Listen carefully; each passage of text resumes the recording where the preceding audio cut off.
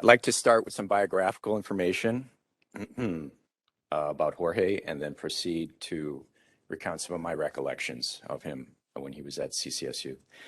Professor Jorge Morales Torres is an internationally recognized artist whose work hangs in galleries and collections in Europe, United States, and Latin America. He holds a BFA from the Pontifical Catholic University in Puerto Rico and a specialization in fine arts from the University of Perugia in Italy. He studied painting at the Students' Art League, New York, received MS ED in art education from Central Connecticut State University in '96. While at CCSU, he created Roots of the Caribbean, the mural named as number 7 of the top 25 most impressive murals hanging in the U.S. colleges and universities by Graphic Design Degree Hub. Yes.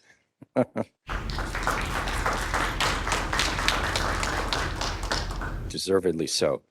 Between 1996 and 2006, he taught at the Inter-American University of Puerto Rico. Since 2006, he's been professor of art at the University of Puerto Rico in Ponce. At UPR Ponce, he's the vice president of the Comisión de las Artes. I met Jorge as I began my career at CCSU about a quarter century ago after leaving my hometown, the city of Chicago. I learned bits and pieces about Puerto Rico and the Caribbean from Puerto Rican buddies and teachers in Chicago, but it was Jorge, much later, who creatively and colorfully put it together for me and for our campus years later. When I first met Jorge, a graduate student in our MS Art Education program, there was a very upbeat, mad scientist vibe happening. He had huge eyes that looked like he just saw a miracle, and a very wide smile that must have just recently enjoyed a funny joke, with a beard very determined to do its own thing. Jorge was a joy. He would speak animatedly about his art, and no persuasion was needed from me as a professor for him to create thoughtful work. It was always a good buzz to be around someone so friendly, curious, and inspired. Whenever he greeted me, it was also with cheerful excitement, yelling, "John!" I felt like I was the most important person on the planet. His wife and daughter were also a very warm and kind company, often near Jorge as he worked on this ambitious mural. How did the mural grow? Jorge was thoroughly creative and dedicated. I suspect he was likely living in room 222 in our art building, Maloney Hall, which is true dedication. Maloney Hall was the worst functioning building on campus in 1993 and has maintained that dubious distinction as I speak. I saw Jorge working on this ambitious mural seemingly at any time there's not a class in this room. On one wall, there appeared a massive, evolving, expansive, richly colorful assembly of historical Caribbean figures forming a harmonious and flowing collective. It was a unique and inviting image. From afar, the colors and forms beckoned one to proceed to the image. And once up close, these colors and forms resolved into individuals with unique characteristics. Here, we can hang out at a party on the beach with luminaries and creatives and absorb the complex history and culture of the Caribbean. Since I was just starting my career at CCSU, I only partially realized at that time how special and unusual Jorge was. I reflect on those students I have taught and colleagues I've known over almost 30 years at CCSU, and it is the brightest lights which are most readily recalled. I have taught in that room 222 hundreds of times during those decades, and it has been a lasting blessing to recall Jorge working so diligently there, creating for others to be illuminated. I just wish he could have appeared suddenly there a few times then, so everyone there could be inspired from his creative energy. I was, as Mariana mentioned, I was very excited at the prospect of seeing Jorge again and immediately accepted joining in this honorable event. Please share your light with us today, Jorge.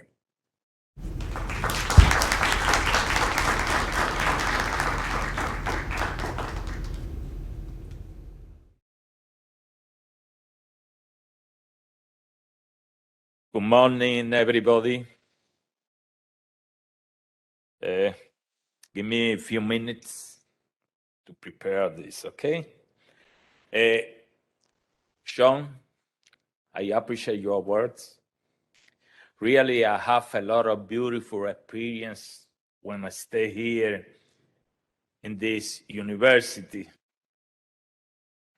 And I leave a lot of beautiful friends like Ron and like Sean.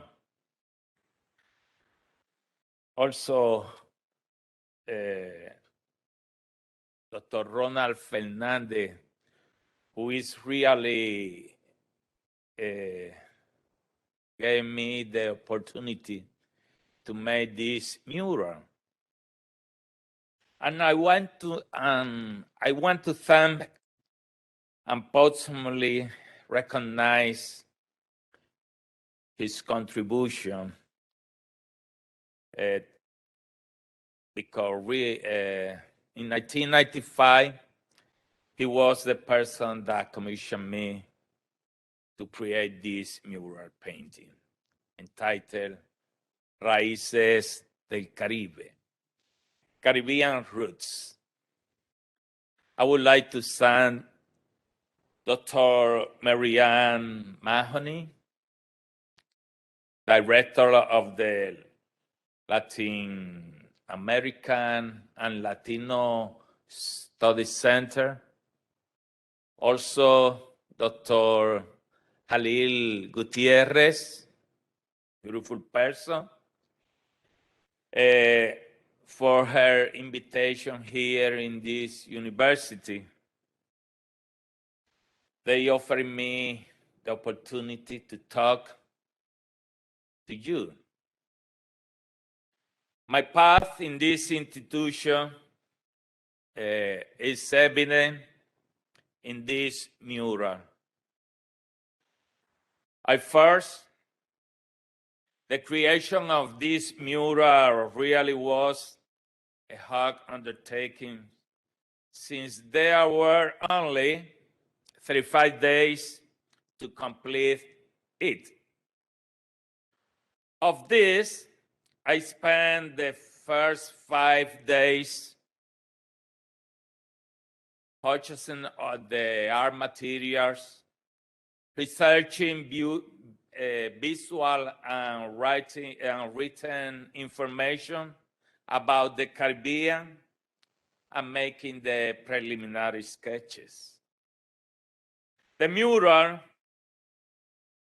really was done in one of the upper rooms of the art department. The biggest impediment I had to overcome was working an average of 12 to 18 hours a day to be able to finish it in the stipulated date. The creative process was an arduous one. Easy to understand language had to be used to communicate the idea of the concept of the Caribbean. The conception of the universe of each of the surrounding islands, and here I Cuba, Haiti, Dominican Republic, also Haiti, Trinidad Tobago, and a lot of more islands that is not necessarily mentioned for now, but all they reflect the unity and the goodwill that history has been responsible for intervening. The title, Raíces del Caribe, Caribbean Roots, actually is an allegorical one. The roots grow deep inside, grow deep inside the earth to support. Excuse me, I have a little problem. The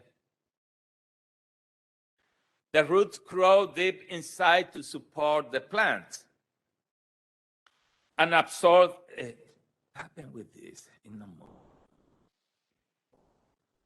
Okay. Yes. The root grow deep inside the earth to obtain the minerals. Oh, it's frozen? Yeah. Okay, don't worry. Can you please give me that white paper? It's grow deep inside to support the plant and absorb the mineral from the soil. These are nourished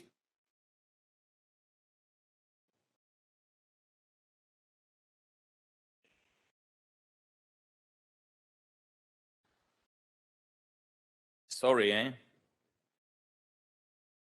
Yes. Yes. No, the back. These are nourished by customs, thank you, traditions, racial characteristic,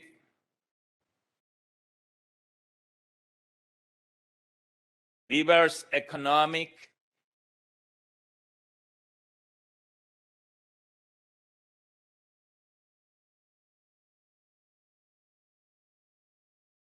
what a problem, eh? Diverse economic, it's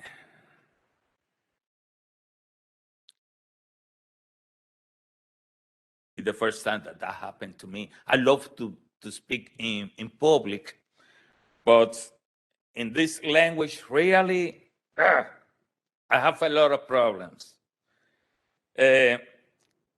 Okay, I'm said that the roots grow deep inside the earth and take it the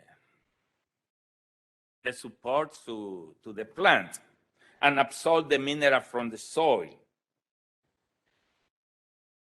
These are nourished by custom, traditions, racial characteristics, diverse economic patterns. The idiosyncrasy of the people.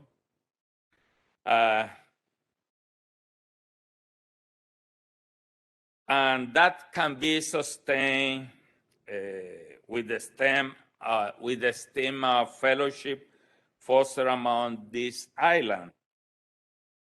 The term Caribbean includes the area surrounding the Caribbean Sea, from which we can mention Barbados, part of the coast of Mexico, the Greater Antilles, the Lesser Antilles, to the north of the coast of Venezuela. The medium used to make the mural was oil painting on canvas, that canvas. I choose that modality of using the canvas on rack, thinking that if one day it needed to be moved, it could be done without any problem. Today, September 23rd, we see that reality evidence in this special day. The artistic theme that can be classified as folk custom, costumbrista, and social realism. If you ask me if there are any influence from another artist, I can indicate that stylistically there is not. I will mention two artists. The first, the Mexican Diego Rivera. The second, the Puerto Rican Rafael Rios Reyes. Both were contemporary. Both had international recognition. Both had contact with the American muralist movement and with the greatest exponent of Mexican muralism. The affinity is in the representation of the social theme and the social realism that is congruent in all three of us. not so in the style expression. The large format, the warm color, and the representation of the figures with future of social realism could very well be another affinity. Sorry. I represent the history of the Caribbean with characteristics of social realism. The important figure who, also I represent the important figures who fought for the rights of the people, for the integrity and morality of governing their own destiny, and the representation of the humble people who really carry on their backs the economy of their country. The work could be read as if it had paragraphs from which we can read the use of clothing, ways of lifestyle, social classes, agrarian industrialization, slavery, religions, music, economy, customs and traditions, and the great character that transcended in its history. The compositional organization of the figure is located in such a way that they not lose prominence. The composition is organized in groups so that the view can be moved from right to left or vice versa without any exogenous element interrupting it. The piece does not have specific focal points. We will have to observe each sense, each part, each future in its own detail, and how these different themes of the sense integrate to form a whole, which become the roots of the Caribbean.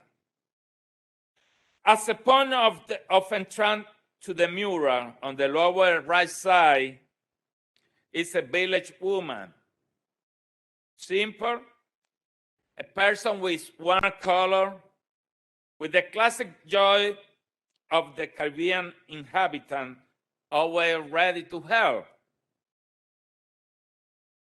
The colors are strong, warm tones, a classic Caribbean prototype. Its light really distinguishes the Caribbean. Among the prominent figures featured in the mural are Dr. Eric Eustace Williams, better known as Eric Williams. He was a politician, a great historian. He is known as the father of the nation, who achieved the independence of Trinidad and Tobago, and later became prime minister. The next figure is the Cuban Jose Marti, poet, initiator of the modernist literary movement, politician, essayist, journalist, philosopher.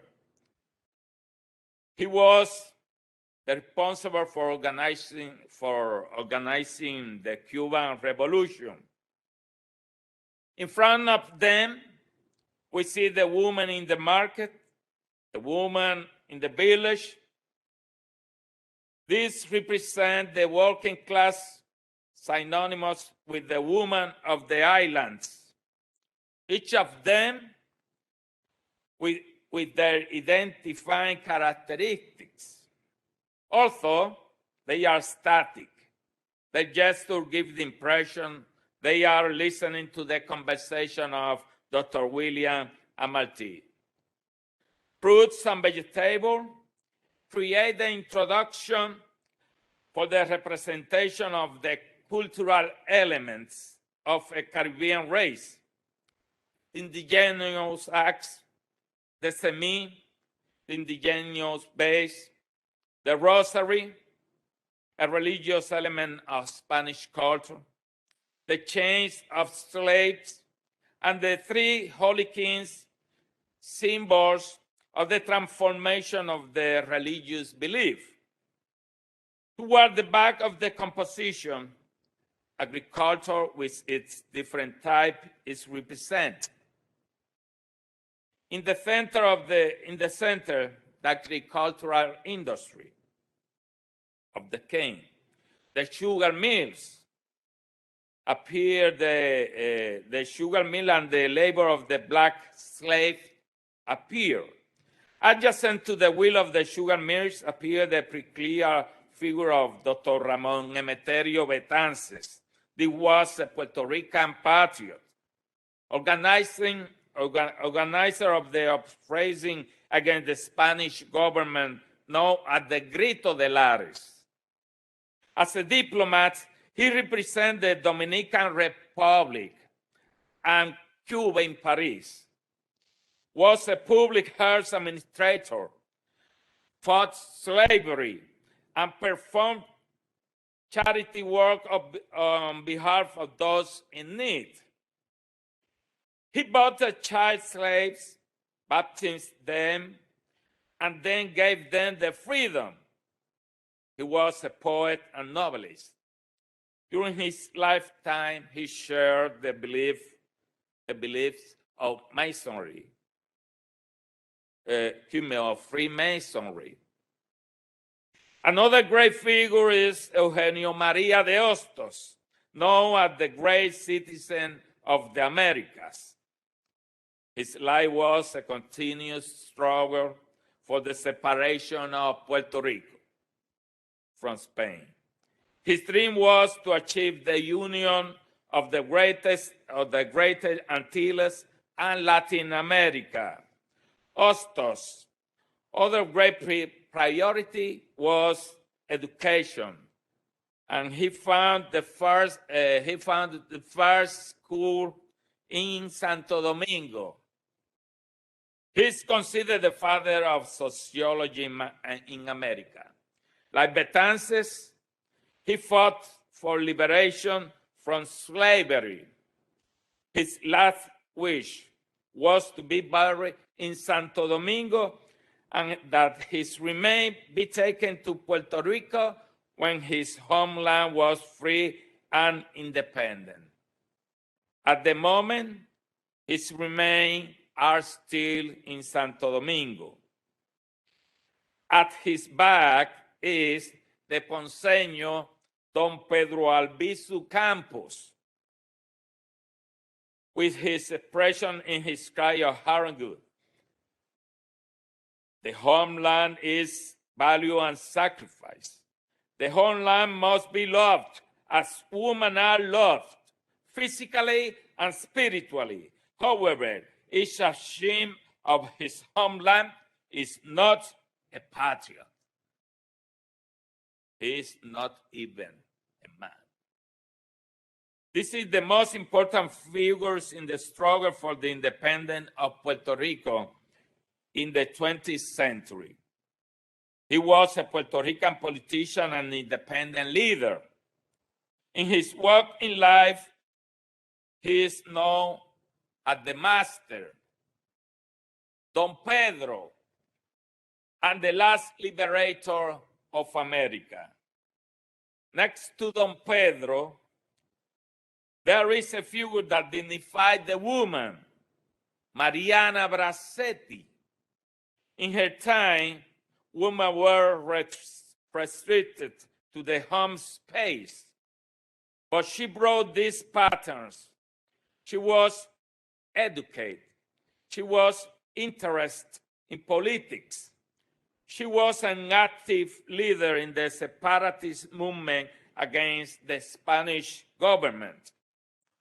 She is known as Golden Arm. Following order from Betances, following his suggestion, she designed and wove the future flag of the Republic of Puerto Rico in the Grito de Lares. Next to the palm, in an attitude of hiding, is Samuel Sharpe, better known as Sam Sharpe. He was an enslaved Jamaican, great orator and religious leader. In his youth, he had the opportunity to study, so he was highly respected among the other slaves. He was the leader of the slave rebellion known as the Baptist War from 1831 to 1832 in Jamaica. He is considered a national hero in Jamaica. Recognizing that the journey in this life is a brief one, and that the material is ephemeral, that only the beautiful eternal creation of the Spirit endures, I capture in this mural myself portrayed.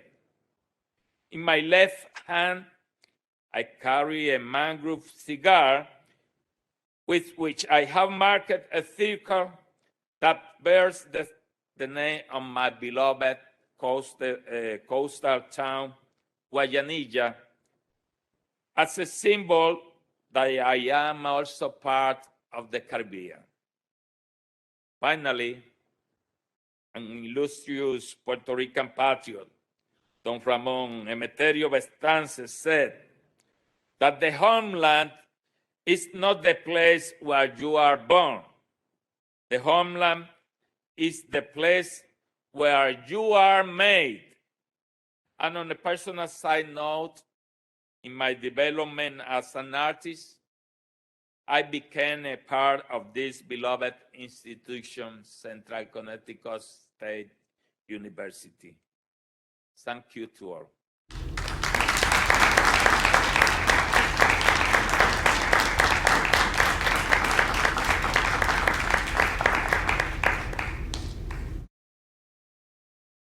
Thank you, Jorge. Because of COVID protocols, we are not passing microphones out in the audience for questions. We're going to take about 5 minutes of questions after each talk, and then we'll change the mic covers for the new speakers. And we're passing out postcards so that we can read the questions if you have anything, because the live stream won't be able to pick up your voice from the audience. Okay. The question, Jorge, from one of our students is there anything you would add or change to the mural today? No. I think that the art is motivated by the experience. And in that time, I was a lot of beautiful experience with Dr. Ronald Fernandez. For that reason, I never changed anything. Just I put the things that really supposed to stay in there. Thank you. So for those who are interested in where the legends are, there are 2 sets of the murals with the legends underneath it, outside the room, and also on our website. And with this PowerPoint, but I'm afraid to touch anything for fear I'm going to screw something up. Thank you, Jorge.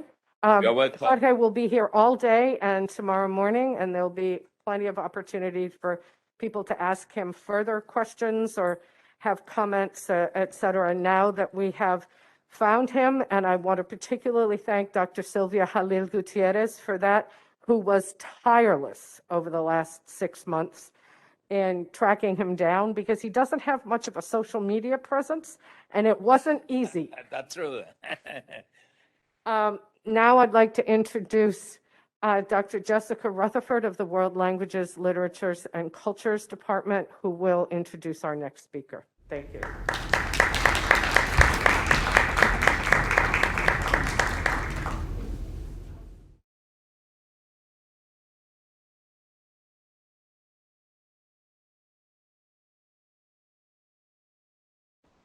Good morning. Hear me okay? No, I've got you muted. Oh, don't mute me. I needed to change the thing. Okay, good morning. It is my absolute pleasure to introduce Dr. Francisco Ascarano, a distinguished historian of Puerto Rico. A native of Puerto Rico, he earned a BA at Duke University in 1972 and a PhD in Latin American and Caribbean history at Columbia University in 1978. His books include Sugar and Slavery in Puerto Rico, The Plantation Economy of Ponce, 1800 to 1815, and Puerto Rico, Cinco Siglos de Historia, the best and most comprehensive textbook on Puerto Rican history in print, which hopefully will be translated to English someday.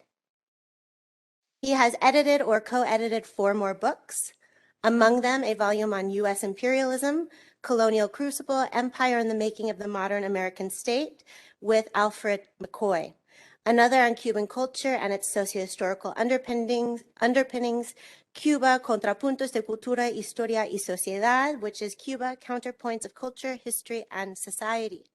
This was with Margarita Zamora. Another with anthropologist Stefan Palmier, a sweeping compendium of essays on Caribbean history, the Caribbean, a history of the region and its peoples. A book of essays, La Mascarada Jíbara y otros ensayos, is in press.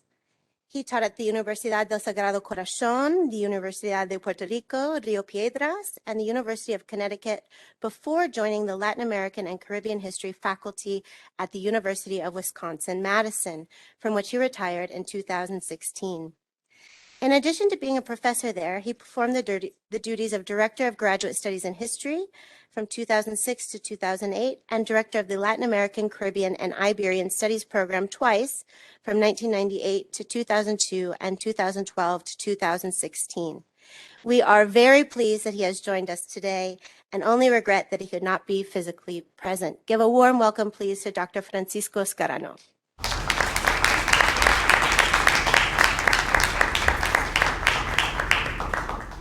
Okay, good. Thank you, Nick.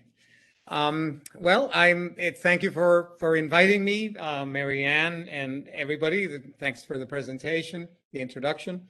And thank you also to Jorge Luis Morales Torres for all of that background information that I wish I had before I actually set down some ideas on paper to share with you over these next 20 minutes or so.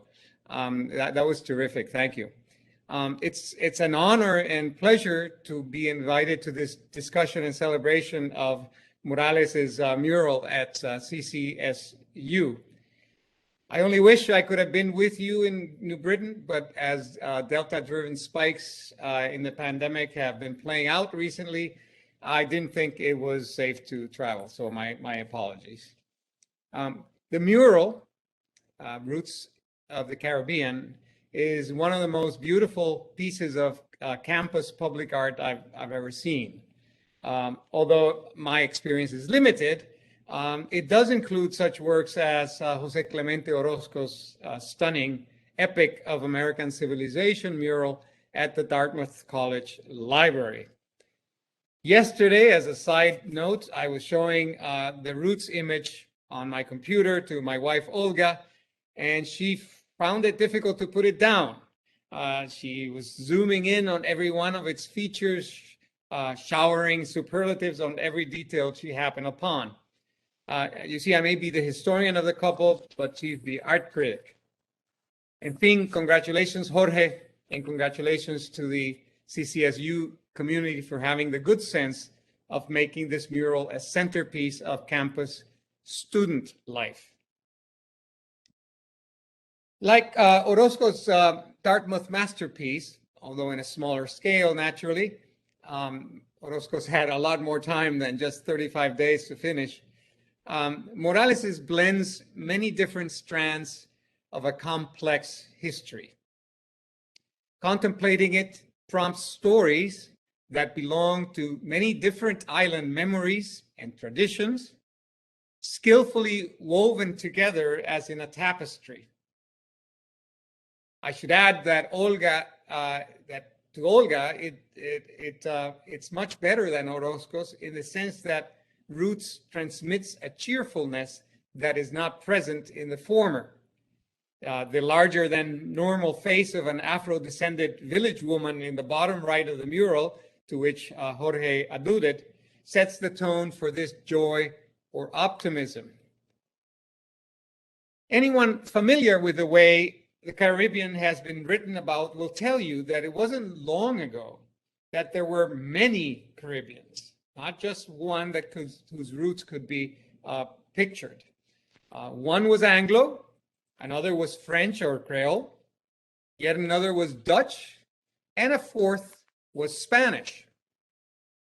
And that people who reflected upon one of these did not do any of the others.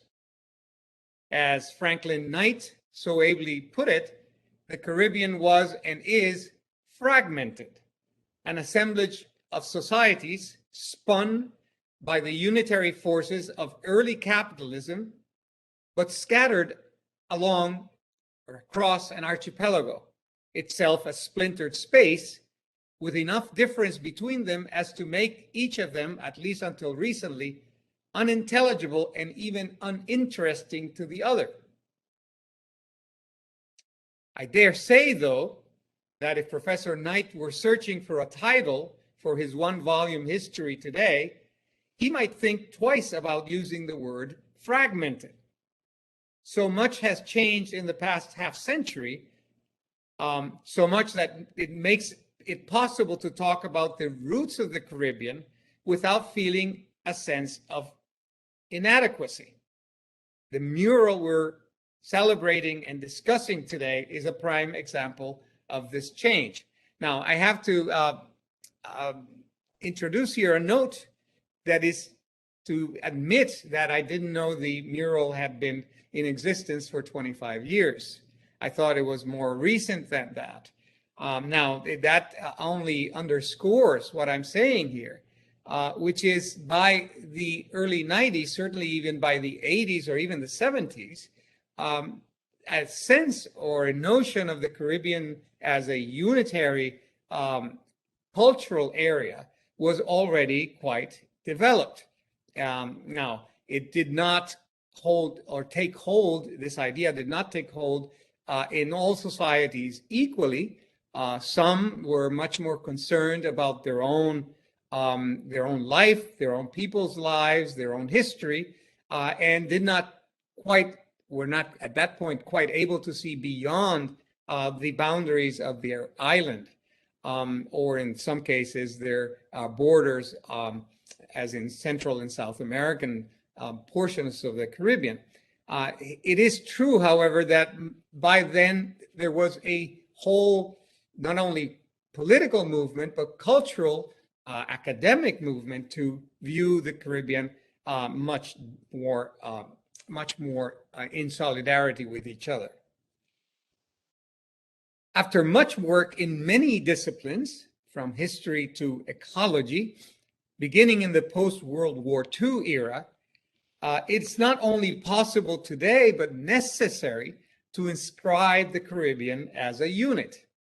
A unit, not in the sense that the parts are all duplicated or the same, but that enough of them are so as to make each one integral to a larger whole. The Haitian Jean Benoit said it best when he metaphorically described the Caribbean as, quote, a particular case of a general structure, a point on the itinerary of the same traveler, end quote. Antonio Benitez Rojo's metaphor of a repeating island also comes to mind here, although the kind of repetition he was thinking of might not do justice to the different hues and nuances that distinguish individual units from the whole. Perhaps a more apt concept, not only a metaphor in this case, is found in Sidney Mint's synthetic essay from the 1960s, in which he refers to the Caribbean as a quote-unquote sociocultural area that shares a similar history at the heart of the modern capitalist world. The story of unit that Benoit and Mintz, and perhaps even Benitez Rojo, were thinking about is what allows Jorge Luis Morales to depict the roots of the Caribbean organically, one that moves from one historical element to another harmoniously. To his credit, Morales makes sugar, not the substance itself, but the socioeconomic complex that flourished around it, particularly the African descended people who made it all possible with their labor, into the dominant leitmotif of his mural. The fact is that the sugar complex was evident in the Caribbean like nowhere else in the world, beginning at the time of the invasion of its native societies in the late 15th century and ending, if only partially and incompletely, in the final decades of the 20th. Its connection to the slave trade and the enslavement of Africans and their descendants is as strong as any between a staple and a set of socioeconomic institutions and arrangement. Here I recall during my graduate years, many moons ago, having read Aníbal Ponce, perhaps it wasn't Aníbal Ponce, Sergio Bagú, an Argentine historian, sociologist, who argued that sugar and mining were the two activities, economic activities and cultural activities around which major portions of the Americas were organized. That in fact, of course, many others could be talked about, but none were as important as sugar in the Caribbean and mining in Mexico and Upper Peru. And that's an important concept to have in mind. Now, what I want to do next is basically turn to a slideshow show that shows that has some figures. Can you see it? Can you all see it?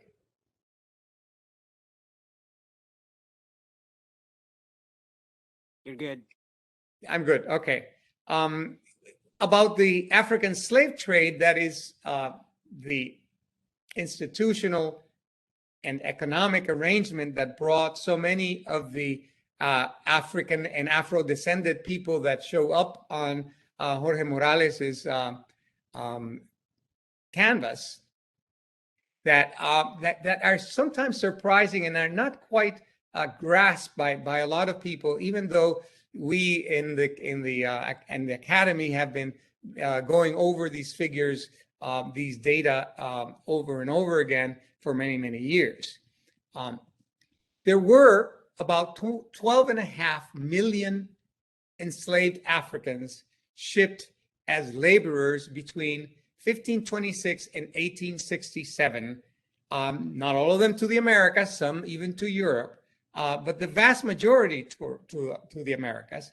And of these, 10.7 million arrived in the Western Hemisphere, in the Americas. 10.7 million sounds like a relatively small figure in today's demographic scale, but it was actually a huge number of people, many more than any other people who migrated to the Americas in before 1820 or so. The 19th century is an epoch of great migration from Europe into the Americas, and that began to exceed the number of Africans who had been shipped earlier. But up until the 19th century, the vast majority of people who came to the Americas were the enslaved Africans. Of these, more than 8 out of 10 crossed the Atlantic between 1700 and 1850. So 150-year period. The 18th century in its totality and the first half of the 19th century that saw about 80% of the enslaved Africans be shipped over to the Atlantic. Between 1821 and 1830, the peak of the Atlantic slave trade was reached. This was already a time when in Europe people were talking about individual liberty, and yet by then about 80,000 enslaved Africans were shipped over across the Atlantic per year during that decade. By 1820, nearly 4 Africans for every European, as I mentioned earlier, had crossed the Atlantic. 4 against 1 had crossed the Atlantic. 4 of every 5 women, moreover, who crossed over were Africans. This is an important concept to grasp, because we may have believed, particularly standing from the vantage point of the United States, that this was that the European crossover was much more important, but it really was not. It was the African slave trade that was the basic impulse for migration in the early centuries. Now, not all of the people who have who were disembarked in the Americas have been accounted for, although the documentation is very rich concerning slave voyages. And in fact, there is a project to quantify and to bring about the documentation to common use via the internet, and it has provided rich insights into what happened on the slave ships, how many people survived, when, at what times were the relatively easier times of survival, et cetera. Now, those numbers indicate that out of the 10.6 million known to have disembarked, now remember this is that piece of information, 5.1 million arrived in the Caribbean. So the Caribbean, this archipelago of islands plus a few continental territories that are normally included in the group, represented about half of the overall total of the African slave trade. 3.5 million were taken to Brazil, today's Brazil, a Portuguese colony. Now, only fewer than 400,000, 366,000, were brought over to the mainland North America. And few North Americans today think about this, because in fact, at the time of the Civil War, when slavery was about to end, there were already more than 3 million people enslaved as descended from those who had been brought over before 1808 or 1807, which was the end point of the African slave trade to North America. 366,000 people, as opposed to 5 million people who were taken over to the Caribbean. And about 650,000, that is almost twice that of the mainland North America, were taken over to mainland Spanish America. Why this massive displacement of Africans? The Americas, as you know, in the 16th century, in the aftermath of the European invasion, saw a huge, more than 90% decline of the native population due to disease, war, abuse, etc., largely though through disease. This depopulation of the Americas meant that in areas like the Caribbean islands, there would be a very limited number of Native Americans that could be used to or exploited to produce the European staples, the staples that were of interest to the Europeans, particularly, as we know, sugarcane. Now, there were other reasons for this massive displacement of Africans.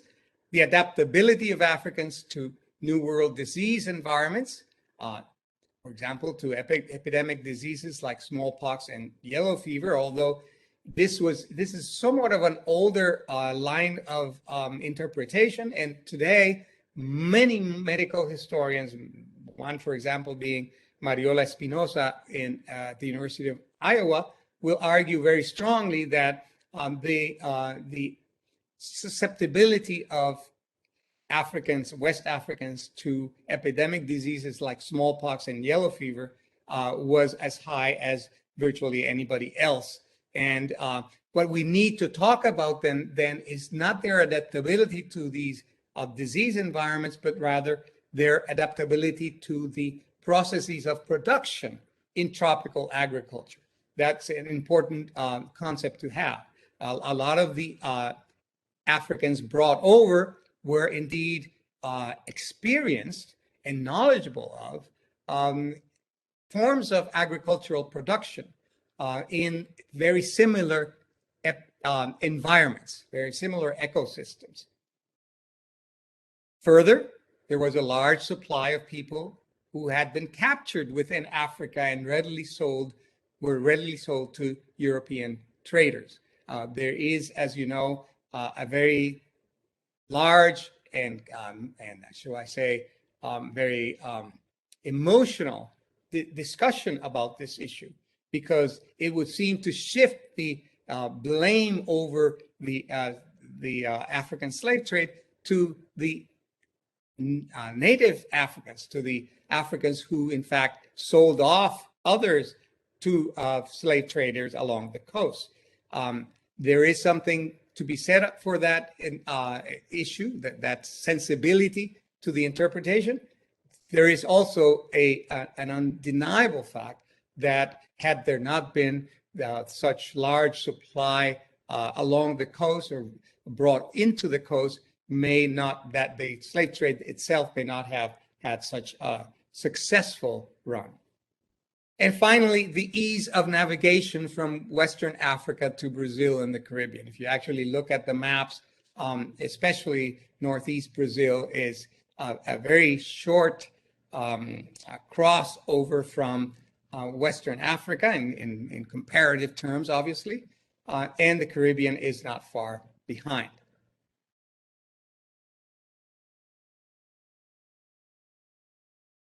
I'm going to show you 5 slides in succession that indicate how many of these enslaved Africans were put to work in one large and wealthy industry that developed very soon after conquest and colonization in the Greater Antilles, particularly Santo Domingo and later Puerto Rico and Cuba and so on, which was the sugar industry. Sugar technology had already been developed somewhat in the Atlantic islands off of Africa, the Canaries and Madeira and São Tomé and others, and therefore it was a relatively simple matter to transfer the techniques, the processes of production that had been tested on these environments in in the islands of Western Africa towards the Caribbean. And so they were. In this depiction of Theodore de Brie, the famous Dutch engraver, you see this is from 1795, you see very distinct facets of the production process, all of course brought together onto one image. They were of course a lot more separate in the on the ground, but people emptying out the molasses, first of all pressing the cane, then emptying out the juice of and boiling it to make it thicker and bring out the crystalline mesquite,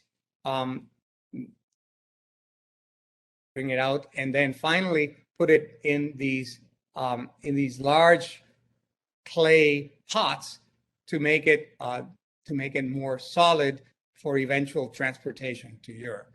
This is a 16th century depiction.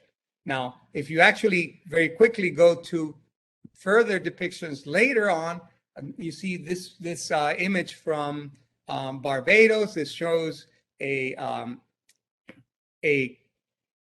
group of slaves and slave workers cutting cane and of course piling canes up for transportation back to the ingenio, to the sugar mill.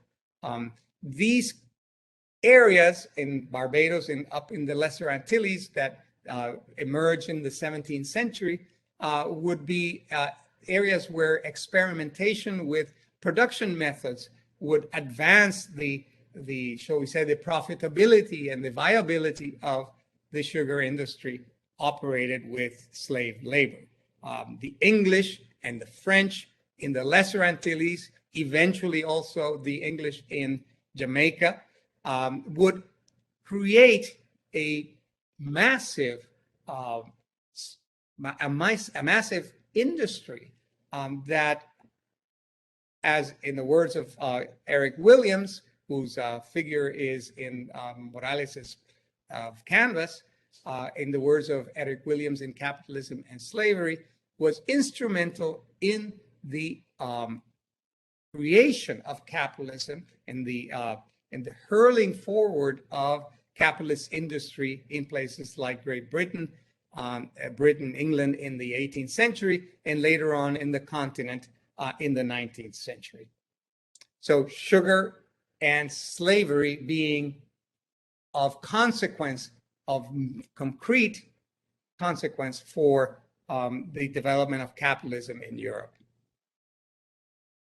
By the 18th century, as you can see here, already there are large plantations. This is from the year 1800, I believe, in the island of Jamaica, and depicts a very rationally organized sugar plantation with very large cane fields in the background, just before the mountain area, and of course pretty significant concrete buildings where the transformation of the molasses into sugar happened. Now, what we don't see here very clearly, and perhaps that was not the intention of the artist to depict it, are the terrible living conditions and housing units, thatch huts, and all that were the abodes for the slaves. By the 19th century, and this is an 1859 depiction of La Plante, an engraving of a Cuban ingenio, the industrial portion of the transformation of the molasses into sugar. You see that this has grown immensely in scale. Already these 1860 date ingenios were very close to a very large industrial apparatus in Europe. And in fact, as Sidney Mintz reminded us many, many times, it is the case that that's probably this type of arrangement was larger than most industrial operations in Europe at the time. Industry finds a way to perfect its methods, and especially its labor control methods in the Caribbean via the operation of slave-based sugar mills. And if you see here on the far right of this image, you see a very large wheel that represents the mill. In this case, it's a steam-operated mill, and the wheel is very similar to the one that Jorge Morales depicts in the center of very prominent center of the canvas. It's already the case that in the largest mills in the Caribbean, this was being used and was very, very close to a completely modern process. Finally, I have this 20th century image is of Guanica Central, which belonged to the South Puerto Rico Sugar Company. It started operations in 1902 after the invasion of Puerto Rico by the United States. It was the largest sugar mill in the world for some years, perhaps a decade or so. And it was so large that it could not find enough cane to mill, enough plant material to convert into sugar rather, that it was so large that it needed to ship in by barges cane from the Dominican Republic, the country of the Dominican Republic, near southwestern Puerto Rico, where Guanica is. And so this Guanica sugar mill was actually being fed with Puerto Rican produced cane, but also Dominican produced cane. This happened until this South Puerto Rico Sugar Company built La Romana sugar mill over in southeastern Dominican Republic, and La Romana itself replaced Guanica as the largest sugar mill in the world, and was so for another few years. Okay, with that, I believe I've probably exceeded my time, and I would like to open it up to questions.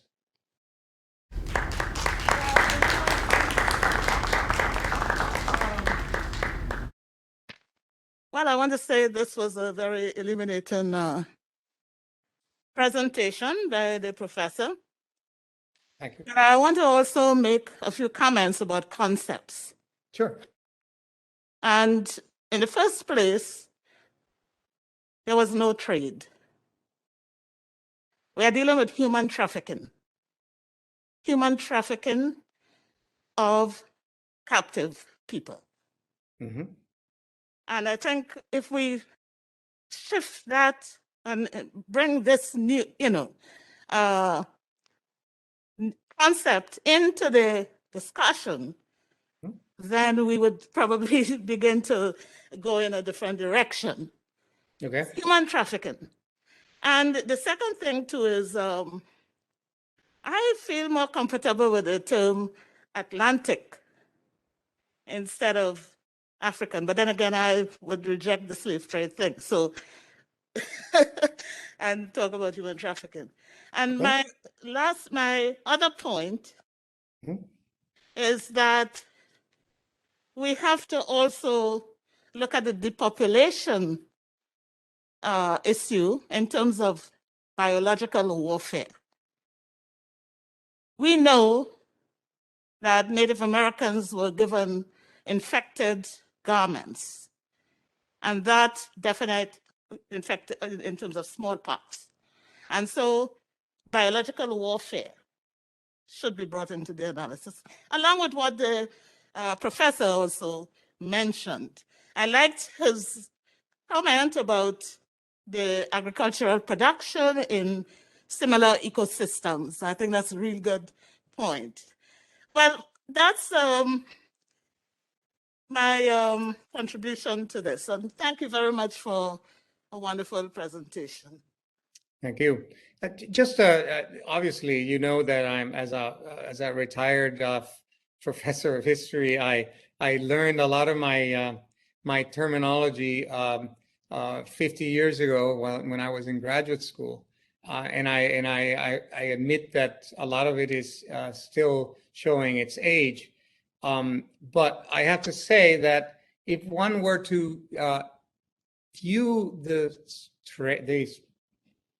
slave trade, let's just call it and put it in parentheses, as a human trafficking operation, which it was, absolutely was, what would we gain in terms of seeing it as a, for example, as a business that involved the supply of the West African economies with certain European tools and clothing and foods and so on that involved a kind of give and take, a kind of exchange, so that the traffic was not just for money simply, but it was very often in a reciprocal fashion. Now, I grant you that I'm willing to be convinced that the term the Atlantic trafficking of Africans is probably more apropos here, and certainly a lot more sensible to or sensitive to the huge human suffering than just slave trade. But I would like to hear from you. I didn't catch your name. What would you suggest it be called when you actually have a circular and sometimes very intense exchange back and forth? Francisco, if I could introduce my colleague, Dr. Gloria Emeagwali, who was our historian of Africa, who was the person who made the comment. Oh, thank you.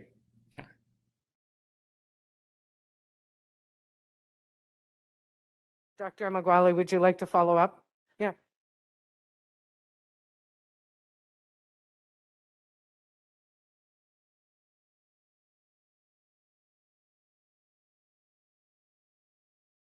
Well, I think you actually said it, human trafficking of, there was one line you made.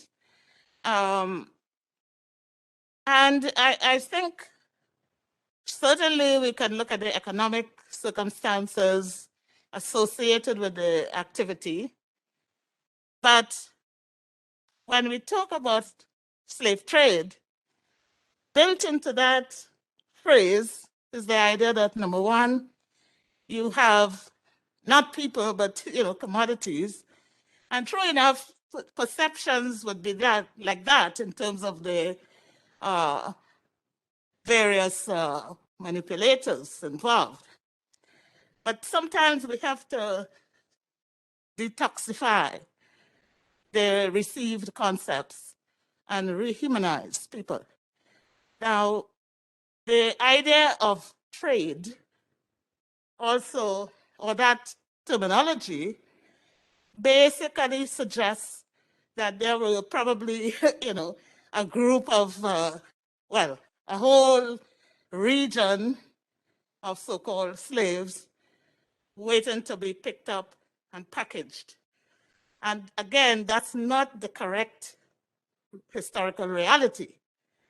As a matter of fact, what we have would be a hierarchy of people, some of whom were in the conditions of being enslaved. I agree with that. But the majority of people were not. They were doing their business, planting. They were farmers, they were miners, metallurgists, etc., etc. And some of them were even part of the political elite. And that's why we have to emphasize the human trafficking factor, that you do have the forced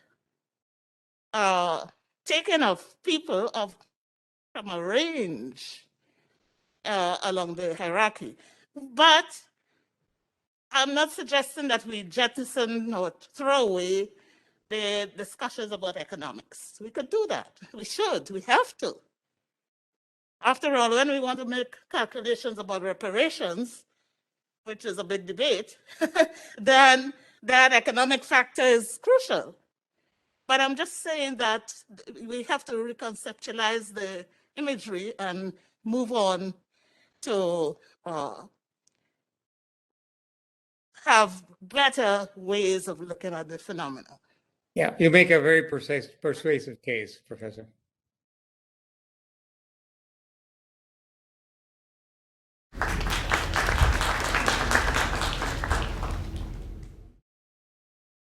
Thank you. We have a lot more to go today. And as I said when we began, we have a very tight schedule that coincides with classes changing.